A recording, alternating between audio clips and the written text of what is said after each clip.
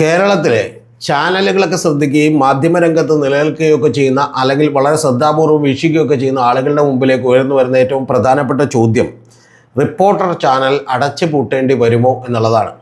ഇത് ഒട്ടും സന്തോഷകരമായ കാര്യമായി ഞാൻ നിങ്ങളോട് റിപ്പോർട്ട് ചെയ്യുന്നതല്ല. റിപ്പോർട്ടർ ചാനലിൽ വർക്ക് ചെയ്യുന്ന നിരവധി ആളുകൾ ഉള്ളോട് നമുക്ക് വലിയ ബഹുമാനവും സ്നേഹവും ഒക്കെ ഉള്ള ആളുകളാണ്. അപ്പോൾ അവരുടെയൊക്കെ ജോലി നഷ്ടപ്പെടുകയോ ഒരു ചാനൽ പൂട്ടപ്പെടുകയോ എന്ന് ചെയ്യുന്നത് ഒരിക്കലും ഒരു നല്ല കാര്യമാണ് എന്നുള്ളത് ഞാൻ വിചാരിക്കുന്നില്ല. ചിലരൊക്കെ ഭയങ്കര ആഹ്ലാദത്തോടുകൂടി അത്തരം കാര്യങ്ങളൊക്കെ റിപ്പോർട്ട് ചെയ്യുന്നുണ്ട്.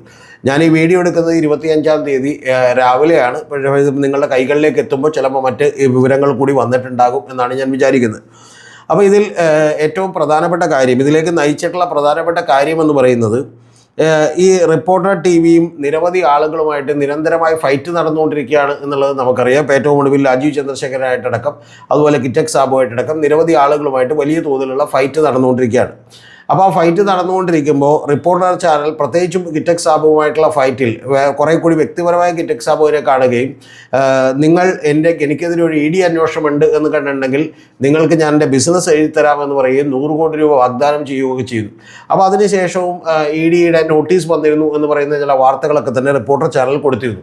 ഇതെല്ലാം തന്നെ കിറ്റക് സാബുവിനെ വളരെയധികം പ്രകോപിപ്പിക്കുകയും അദ്ദേഹം യഥാർത്ഥത്തിൽ ഇതിനെക്കുറിച്ച് കൃത്യമായ അന്വേഷണം നടത്തുകയും അദ്ദേഹം പഠിക്കാൻ തീരുമാനിക്കുകയും ചെയ്തു. ആ പഠിച്ചതിന് ശേഷം അദ്ദേഹം കിറ്റക്സ് കമ്പനിക്ക് ഇവിടെ നടത്തിക്കൊണ്ടുപോകാനുള്ള ലൈസൻസ് ഇല്ല എന്ന് പറഞ്ഞ് കോടതിയെ സമീപിക്കുകയാണ് ചെയ്തിട്ടുള്ളത്. അപ്പോൾ ആ കോടതിയെ സമീപിച്ചപ്പോൾ കോടതിയിൽ ഈ കഴിഞ്ഞ ദിവസങ്ങളിൽ കേന്ദ്ര ഗവൺമെൻറ് ഒരു സത്യവാങ്മൂലം കൊടുത്തിട്ടുണ്ട്. ആ കോടതിയിൽ കൊടുത്തിട്ടുള്ള സത്യവാങ്മൂലം എന്ന് പറയുന്നത് ഈ കമ്പനിക്ക്, അതായത് ആഭ്യന്തര വകുപ്പിൻ്റെ ക്ലിയറൻസ് ഞങ്ങൾ കൊടുത്തിട്ടില്ല എന്നുള്ളതാണ്. അപ്പോൾ അതിൽ യുക്തമായിട്ടുള്ള നടപടികൾ എടുക്കാൻ പറഞ്ഞ് കേന്ദ്ര ഗവൺമെൻറ് നിർദ്ദേശം കൂടി കൊടുത്തേക്കാണ്. കൂടാതെ ഈ വരുന്ന ഏപ്രിൽ 2-ന് MV നികേഷ് കുമാർ എന്ന് പറയുന്ന അതിൻ്റെ ചാനൽ നടത്തിപ്പുകാരനായിരുന്ന അദ്ദേഹത്തിനോട് വിശദീകരണം കൊടുക്കാൻ കൂടി ആവശ്യപ്പെട്ടിട്ടുണ്ട് എന്നുള്ളതാണ് എനിക്കറിയാൻ കഴിയുന്നത്. അപ്പോൾ അദ്ദേഹം ഏതെങ്കിലും വക്കീൽ മുഖേന വിശദീകരണം കൊടുക്കുമായിരിക്കും. അപ്പോൾ ഇതിൽ ഇപ്പോൾ സംഭവിക്കാൻ പോകുന്ന ഏറ്റവും പ്രധാനപ്പെട്ട പ്രശ്നം, ചാനൽ ഉടനെ തന്നെ അടച്ചുപൂട്ടും എന്നൊന്നും ഞാൻ വിചാരിക്കുന്നില്ല. കാരണം അതിനൊക്കെ പല ഓപ്ഷൻസ് ഉണ്ട്. സുപ്രീം കോടതിയെ സമീപിക്കാനുണ്ട്, അല്ലെങ്കിൽ കേന്ദ്ര ഗവൺമെൻറ്റിനെ വീണ്ടും സമീപിക്കാനുണ്ട്. അങ്ങനെ പല ഓപ്ഷൻസും ഒക്കെ നിലവിലുണ്ട് എന്നുള്ളത് തന്നെയാണ് ഞാൻ വിചാരിക്കുന്നത്. ഒരു ചാനൽ അടച്ചുപൂട്ടണം എന്നുള്ളതൊന്നും ഞാൻ വിചാരിക്കുന്നില്ല. പക്ഷേ പ്രധാനപ്പെട്ട മറ്റൊരു കാര്യമെന്ന് പറയുന്നത്, അവർക്കെതിരെ പല വിമർശനങ്ങളൊക്കെ ഉണ്ടെങ്കിൽ പോലും ഒരു ചാനൽ അങ്ങനെ തന്നെ അടച്ചുപൂട്ടിക്കൊള്ളണം എന്നൊന്നും ഞാൻ വിചാരിക്കുന്നില്ല. മീഡിയ വണ്ണിനൊക്കെ അടച്ചുപൂട്ടണമെന്ന് പറഞ്ഞ് ചില നിർദ്ദേശങ്ങളൊക്കെ കേന്ദ്ര ഗവൺമെൻറ്റിൽ നിന്ന് വന്നപ്പോൾ അവർക്ക് വേണ്ടി സമരം ചെയ്യാൻ നിരവധി ആളുകളുണ്ടായിരുന്നു. പക്ഷേ റിപ്പോർട്ടർ ചാനലിലേക്ക് വേണ്ടി സമരം ചെയ്യാൻ അങ്ങനെയൊന്നും ആളുകളുണ്ടാവില്ല. പക്ഷേ റിപ്പോർട്ടർ ചാനൽ നിലനിൽക്കണം എന്ന് ആഗ്രഹിക്കുന്ന ഒരാളാണ് ഞാൻ. അപ്പോൾ റിപ്പോർട്ടർ ചാനലിൻ്റെ ഒരു ഹിസ്റ്ററി കൂടി പറഞ്ഞാലാണ് അവർ എത്തിപ്പെട്ടിട്ടുള്ള വലിയ ദുർഘടമായിട്ടുള്ള ഒരു അവസ്ഥയെക്കുറിച്ച് നിങ്ങൾക്ക് മനസ്സിലാവുള്ളൂ. റിപ്പോർട്ടർ ചാനലിൽ ഇൻഡോ ഏഷ്യൻ ബ്രോഡ്കാസ്റ്റിംഗ് കമ്പനി എന്ന് പറയുന്ന ഒരു കമ്പനി ഉണ്ടാക്കിക്കൊണ്ട് ഇന്ത്യ വിഷനിൽ ഇരുന്നപ്പോഴാണ് നമുക്കെല്ലാം അറിയുന്നത് പോലെ MV നികേഷ് കുമാർ ഈ ചാനൽ തുടങ്ങുന്നത്. അപ്പോൾ ചാനൽ തുടങ്ങുന്നതിന് വേണ്ടി അദ്ദേഹം ബാങ്ക് ലോണൊക്കെ എടുത്തിരുന്നു. കൂടാതെ അദ്ദേഹം ഒരു സ്ഥലം പണയപ്പെടുത്തി ബാങ്ക് ലോണൊക്കെ എടുത്തിരുന്നു. കൂടാതെ മറ്റ് ചില ആളുകളിൽ നിന്നൊക്കെ ഇൻവെസ്റ്റ്മെൻറ്റൊക്കെ സ്വീകരിച്ചിരുന്നു. അദ്ദേഹവും അദ്ദേഹത്തിൻ്റെ ഭാര്യയുമാണ് ഡയറക്ടറായിട്ടുണ്ടായിരുന്നത്. അത് 2011-ലാണ്. അപ്പോൾ 2011 അങ്ങനെ ഒരു ഡയറക്ടർ ഉണ്ടാവുന്നു. പക്ഷെ അതിലേക്കൊരു ഇൻവെസ്റ്റ്മെൻ്റ് ഉണ്ടായിരുന്നു. അവരുടെ പേര് ലാലിയ എന്നുള്ളതാണ്. ഇപ്പോഴത്തെ ഇടുക്കി DC പ്രസിഡൻ്റ് ആയിട്ടുള്ള CP മാത്യുവിൻ്റെ വൈഫാണ് അവരെന്നാണ് എനിക്കറിയുന്നത്. കോൺഗ്രസ് നേതാവാണ്. എന്താണെങ്കിലും അവരുടെ വൈഫാണ്. അവർ കുറേ കോടിക്കണക്കിന് രൂപ ഇതിനകത്തേക്ക് ഇൻവെസ്റ്റ്മെൻറ്റ് കൂടി കൊടുത്തിരുന്നു. അപ്പോൾ ഇൻവെസ്റ്റ്മെൻറ്റ് കൊടുത്തതിന് ശേഷവും അവരെ ഡയറക്ടറൊന്നും ആക്കിയില്ല. പക്ഷേ ഡയറക്ടർമാരായിരുന്നതും കമ്പനി നടത്താനുള്ള ചുമതലയൊക്കെ ഉണ്ടായിരുന്നത് റാണിക്കും അതുപോലെ നികേഷ് കുമാറിനുമായിരുന്നു. നികേഷ് കുമാറിൻ്റെ ഭാര്യയായിട്ടുള്ള റാണിക്കും ഒക്കെ ആയിരുന്നു. അപ്പോൾ ഒരു സ്ഥാപനം നടത്തിക്കൊണ്ടുവന്നതിന് പലതരത്തിലുള്ള ബുദ്ധിമുട്ടുകളൊക്കെ ഉണ്ടാവും. കഴിഞ്ഞ ദിവസങ്ങളിൽ നമ്മുടെ ഗുഡ്വിൽ എൻ്റർടൈൻമെൻറ്റ്സ് എന്ന് പറയുന്ന സിനിമയൊക്കെ എടുക്കുന്ന ജോബി ജോർജും ഒക്കെ ഇരുന്ന് അദ്ദേഹവും ഇതിനകത്തേക്ക് പണം കൊടുത്തിരുന്നു എന്നും പിന്നെ പണം തിരികെ നികേഷ് കുമാർ കറക്റ്റായി കൊടുത്തിരുന്നു എന്നും പക്ഷേ ഡയറക്ടർ ബോർഡിലേക്ക് എടുക്കാമെന്ന് പറഞ്ഞിട്ട് എടുത്തില്ല എന്നുള്ളതൊക്കെ പരാതികളൊക്കെ തന്നെ അദ്ദേഹമൊക്കെ തന്നെ പറഞ്ഞിരുന്നു. അദ്ദേഹത്തിൻ്റെ ഒരു ചാനൽ നിങ്ങൾക്ക് ഓർമ്മയുണ്ടാവുള്ളൂ. അദ്ദേഹം തുടങ്ങിയിട്ടുള്ളൊരു ചാനലാണ്, യൂട്യൂബ് ചാനലാണ് യൂടോക്ക് എന്ന് പറയുന്നത്. അത് വലിയ ഗംഭീരമായിട്ടാണ് തുടങ്ങിയത്. മമ്മൂട്ടിയാണ് ഉദ്ഘാടനം ചെയ്തത്. ലോഗോ ലോഞ്ചൊക്കെ നടത്തിയത് എൻ്റെ ഓർമ്മ ശരിയാണെങ്കിൽ നമ്മുടെ ശശി തരൂരാണ്. കൂടാതെ കേരളം മുഴുവൻ ഹോർഡിംഗ് വെച്ചിരുന്നു കോടിക്കണക്കിന് രൂപയുടെ. അതായത് ഉണ്ണി ബാലകൃഷ്ണനും വേണു ബാലകൃഷ്ണനും ഒക്കെ നിൽക്കുന്ന ഇനിയാണ് മാറ്റം എന്ന് പറഞ്ഞ് വലിയ ഹോർഡിംഗ് ഒക്കെ വെച്ചിരുന്നു. പക്ഷേ അതിനെല്ലാത്തിനും ശേഷം അവരൊക്കെ അതിൽ നിന്ന് വിട്ടുപോയി. നമുക്കറിയാലോ, ഉണ്ണി ബാലകൃഷ്ണൻ സാർ ഇപ്പോൾ ഏഷ്യാനെറ്റിൻ്റെ കൺസൾട്ടൻ്റ് എഡിറ്ററായിട്ട് വർക്ക് ചെയ്യുകയാണ്. അതുപോലെ വേണു ഇപ്പോൾ ബിഗ് ടി വിയുടെ ഒപ്പമാണ്. അങ്ങനെ നിരവധി ആളുകൾ വിട്ടുപോയി. പക്ഷേ സ്ഥാപനം ഇപ്പോഴും ഇദ്ദേഹത്തിൻ്റെ വീടിൻ്റെ അടുത്ത് തന്നെ വർക്ക് ചെയ്യുന്നുണ്ട്. അപ്പോൾ ആ സ്ഥാപനത്തിലൂടെയാണ് ഇദ്ദേഹം ഇത്തരത്തിലുള്ള ഒരു ആരോപണം ഉന്നയിച്ചത്. എൻ്റെ കൂടി കുഞ്ഞാണ് റിപ്പോർട്ടർ ടി വി. പക്ഷേ പറഞ്ഞ വാഗ്ദാനങ്ങളൊന്നും പാലിക്കാൻ നികേഷ് കുമാറിന് കഴിഞ്ഞില്ല. പക്ഷേ പരാതിയൊന്നുമില്ല. ഞാൻ വിളിച്ചു പറഞ്ഞു, നാളെ എനിക്ക് പണം ഇട്ടേക്കണം എന്ന് പറഞ്ഞപ്പോൾ ഉടനെ തന്നെ പണം ഇട്ട് തന്നു എന്നുള്ളതാണ് പറഞ്ഞേക്കണം. അപ്പോൾ അത് അത്തരത്തിൽ ഒരു കാര്യം നേരത്തെ തന്നെ ഉണ്ട്. മറ്റ് ശരിക്കും ഡയറക്ടർ ആക്കേണ്ട ഇൻവെസ്റ്റ്മെൻറ്റുള്ള ആളുകളൊന്നും ഇദ്ദേഹം ഡയറക്ടർ ആക്കിയിരുന്നില്ല എന്ന് പറയുന്നൊരു കാര്യം ആരോപണം ഉള്ളതുകൊണ്ട് ഞാൻ അതും കൂടി പറഞ്ഞു എന്നേ ഉള്ളൂ. അപ്പോൾ ഈ ഇൻവെസ്റ്ററായിട്ടുള്ള ലാലിയ ഡയറക്ടർ ബോർഡിലേക്ക് വന്നില്ല. പക്ഷേ ഇതിന് ഒരു സെക്യൂരിറ്റി ക്ലിയറൻസിൻ്റെ ഒക്കെ ആവശ്യമുണ്ട്. ആ സെക്യൂരിറ്റി ക്ലിയറൻസ് ഒക്കെ ആവശ്യമുള്ളപ്പോൾ ഈ ഇൻവെസ്റ്റേഴ്സിൻ്റെ എല്ലാവരുടെയും തന്നെ വിശദാംശങ്ങളൊക്കെ തന്നെ ആഭ്യന്തര മന്ത്രാലയം പരിശോധിക്കും. അങ്ങനെ ഈ ലാലിയുടെ അടക്കം എല്ലാവരുടെയും പരിശോധിച്ചുകൊണ്ട് സെക്യൂരിറ്റി ക്ലിയറൻസ് കൊടുത്തു. ആ സെക്യൂരിറ്റി ക്ലിയറൻസിൻ്റെ അടിസ്ഥാനത്തിൽ മാത്രമേ, ആഭ്യന്തര വകുപ്പിൻ്റെ സെക്യൂരിറ്റി ക്ലിയറൻസിൻ്റെ അടിസ്ഥാനത്തിൽ മാത്രമേ ലൈസൻസ് കിട്ടുള്ളൂ. അങ്ങനെ ലൈസൻസും കിട്ടിയിരുന്നു. കോടിക്കണക്കിന് രൂപയുടെ അസറ്റ് ഉണ്ട് എന്ന് കാണിക്കേണ്ട ആവശ്യമൊക്കെ ഉണ്ട്. അപ്പോൾ അതിൻ്റെ വിശദാംശങ്ങളിലേക്കൊന്നും ഞാൻ പോകുന്നില്ല.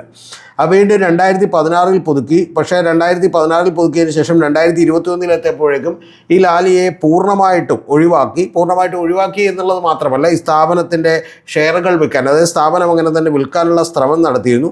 2021 മുതൽ ഈ 5 വർഷം വരെയും ഈ കഴിഞ്ഞ 2026 വരെയുള്ള സുരക്ഷാ ലൈസൻസ് അവർക്ക്, അതായത് സുരക്ഷയുമായി ബന്ധപ്പെട്ടിട്ടുള്ള ഒരു NOC കേന്ദ്ര ഗവൺമെൻറ്റിൽ നിന്നും കിട്ടിയിട്ടില്ല എന്നുള്ളതും, അതുകൊണ്ട് തന്നെ ഈ പറയുന്ന ലൈസൻസ് അവർക്കില്ല, അതായത് ബ്രോഡ്കാസ്റ്റിംഗ് ലൈസൻസ് ഇല്ല എന്നുള്ളതുമാണ് കൃത്യമായിട്ട് റിപ്പോർട്ടറിന് ബ്രോഡ്കാസ്റ്റിംഗ് കോർപ്പറേഷൻ എന്ന് പറയുന്ന ലൈസൻസ് ഇല്ല എന്നുള്ളതുമാണ് നമുക്കറിയാൻ കഴിയുന്നൊരു കാര്യം.